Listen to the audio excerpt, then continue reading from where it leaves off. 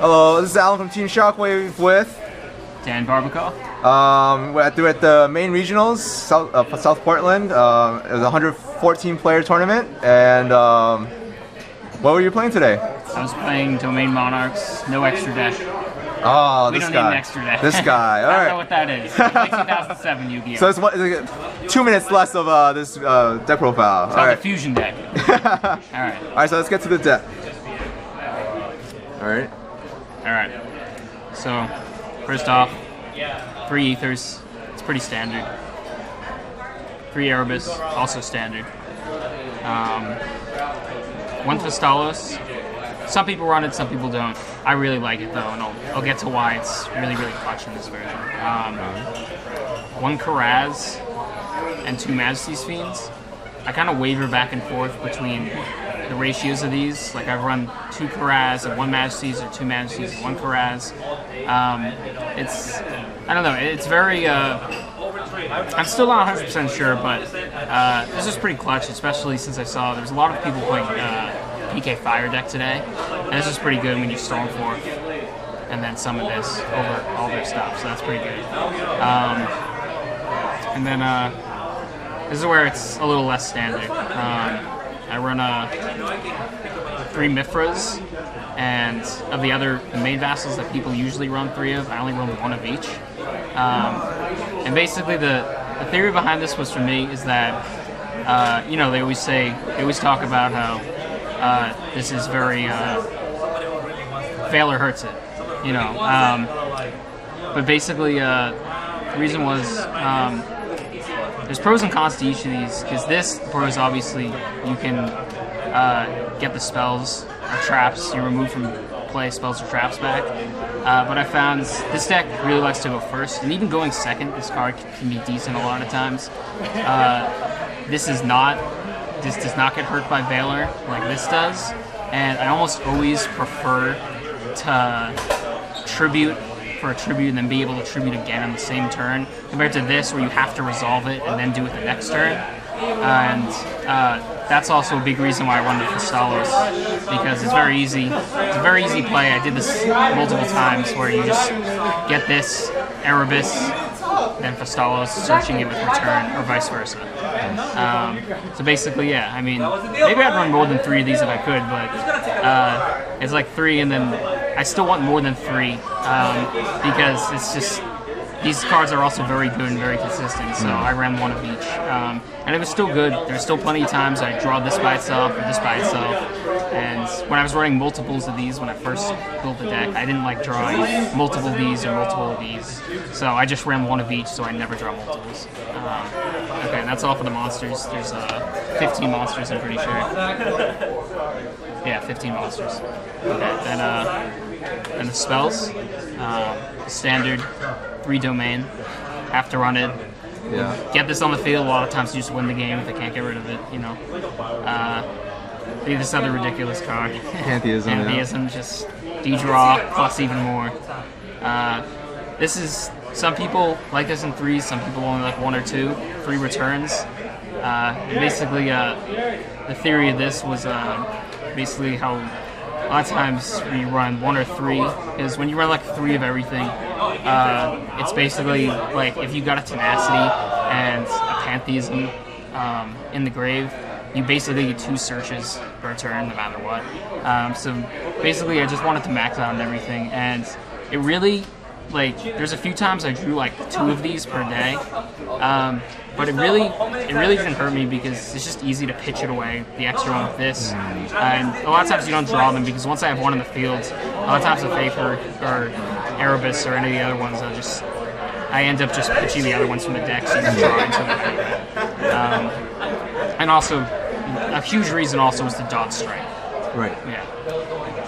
And then 3 Tenacity, we have to run 3 of that, obviously. And 3 Stormforth. I heard that's pretty Card's good. insane, It's all right. especially with Ether, you know. And then some people run this, some don't, and 1 Frost Blast. Yeah. I really, really like this card. A lot of people were against running this because they're just like, you have to already have an established field and be winning with having a Monarch on the field to use the effect. And that's true if you have it in your hands and use that effect, but It has a second effect when it's in the graveyard. You can remove itself and another Monarch spell to destroy a set spell or trap, or destroy any set, so a monster too. It's usually a spell or trap that you hit. And that's very easy to do because you can just, I mean, if it's in your hands, which you don't, it's usually not the best thing to draw, but if it's in your hand, you can search, like, you pantheism in a way. If you go first on your opponent's end phase, a lot of time, or opponent's main phase, you can ether, send this. It's just another target because the main ones you want to send, obviously, is pantheism and prime. But this gives you a third really good graveyard thing, so. You send this, and then next turn, you do it after they set stuff with the Aether, and then one of them is going to die next turn. So it's pretty good, unless they flip them all up. So, it's just another really good out to stuff.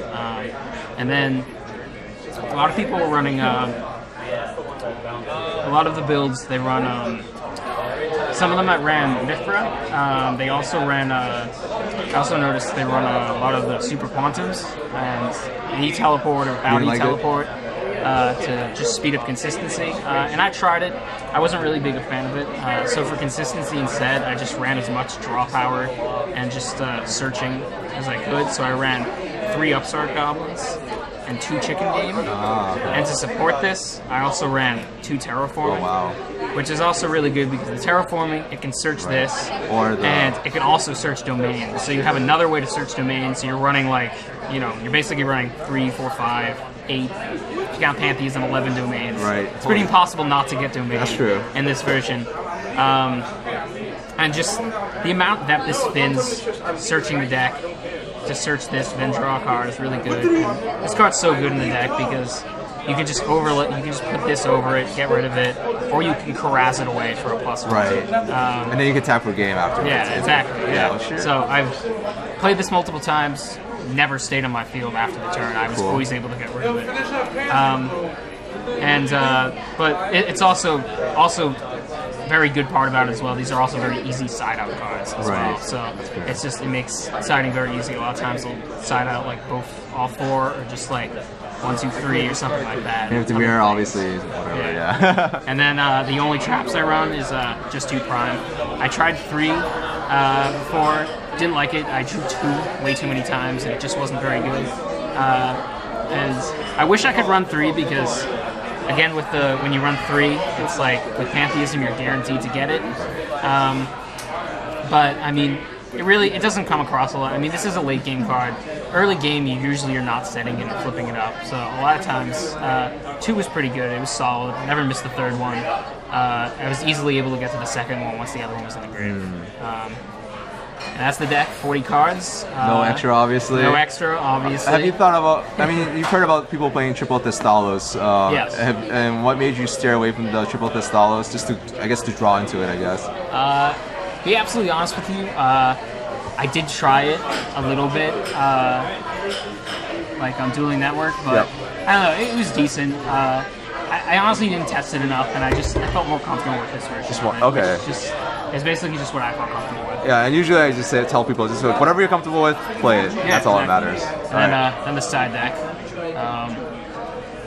This was kind of thought out, but also kind of thrown together last night. All right. It's just on basic theory, and I changed 1 card right before. Because I noticed a lot of people running PK Fire, so I ran 2 Droll and Lockbirds. In case I came across any Monarch FTK. Okay. This is pretty good, wait for them to... Did you ever face any? I didn't face any. Did you side it at all against any? I didn't side it against anything, okay. Yeah. It was Monarch FTK and Super Quantum. I've never played against them before. I know they search a lot. Apparently they only search a few times from my friend, but yeah. Yeah, I'm not sure. I haven't played against them, but... actually, no, I did side this in. I sided this in against Mermail. Mermail? It was actually my only loss of the day. That's interesting. That makes sense. All right. That's interesting. Yeah. Interesting. All right. And it did stop him for the turn. It did what it did, but I bricked that turn because I oversided. As the tournament went on, I got better with siding with this deck. But yeah, so overall, it's a good card. Like, if my hand wasn't really bricky that game, I definitely would have helped. Yeah, it's like for safety. Yeah, for safety. Cool. Yeah.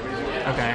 And then 2 Veilers, which would be usually against the mirror match. Thought about signing him against Pepe. Maybe I played Pepe. I never signed him against that though. And I didn't play a single mirror match all day, so I didn't ever side the Sin. Yeah, I played 3 Cosmo.